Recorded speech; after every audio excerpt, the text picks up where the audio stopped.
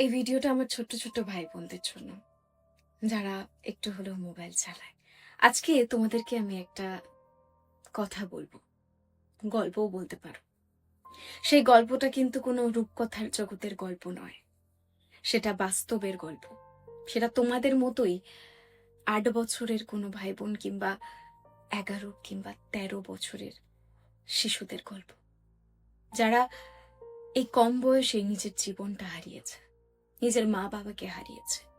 কেউ হয়তো বেঁচে রয়েছে, কিন্তু এত বেশি যন্ত্রণা নিয়ে বেঁচে রয়েছে যেটা তুমি আমি কেউ বুঝতে পারবো না।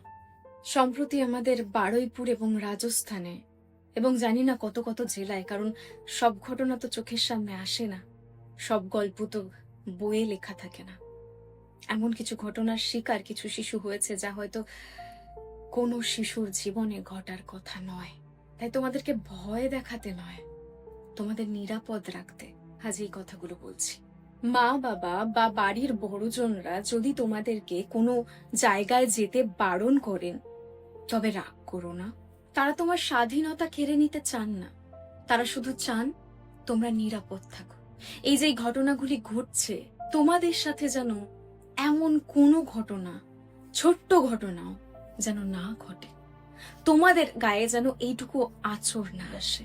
স্কুলে যাওয়ার সময় কিংবা টিউশন থেকে বাড়ি ফেরার সময়, সেটা সকাল হোক, ভোর হোক, সন্ধে হোক, রাত হোক, যেই সময় হোক, চেষ্টা করবে যেই রাস্তাটা তুমি চেনো সেই রাস্তাটা দিয়ে যাতায়াত করার। অচেনা কেউ ডাকলে, পথ জিজ্ঞেস করলে বা কোনো প্রকার কিছুর লোভ দেখালে, খাবার দিতে চাইলে খাবে না, কারণ তারা তোমাকে যে কোনো ভাবে কিডন্যাপ করতে পারে। সম্প্রতি রাজস্থানে একটি 13 বছরের শিশুকে বাড়িতে ড্রপ করে দেওয়ার নাম করে একটি অটো রিক্সা ড্রাইভার হোটেলে গিয়ে বিক্রি করে দেন।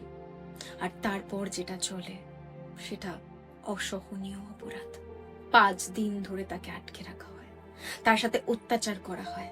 বাকিটা আমি বলতে পারলাম না। আমি চাইবো তার অপরাধীদের খুব তাড়াতাড়ি কঠোরভাবে শাস্তি হোক। তুমি যদি কোনো ঘটনা চোখের সামনে দেখো, কেউ তোমার বন্ধুর সঙ্গে, বোনের সঙ্গে, তুমি ছেলে হও বা মেয়ে হও, তোমার সঙ্গে তোমার সামনে কোনো এমন কিছু ভাবে ঘটছে, কোনো লোক কাউকে বাজেভাবে ছুঁচ্ছে বা তোমাকে ছুঁতে চেষ্টা করছে, সঙ্গে সঙ্গে নিজের বাবা মাকে জানাও, বা তোমার দাদা দিদি, যেই তোমার কাছে বিশ্বস্ত বা তোমার কাছে মনে হয় তাদেরকে তুমি বলতে পারো, তাদেরকে জানাও।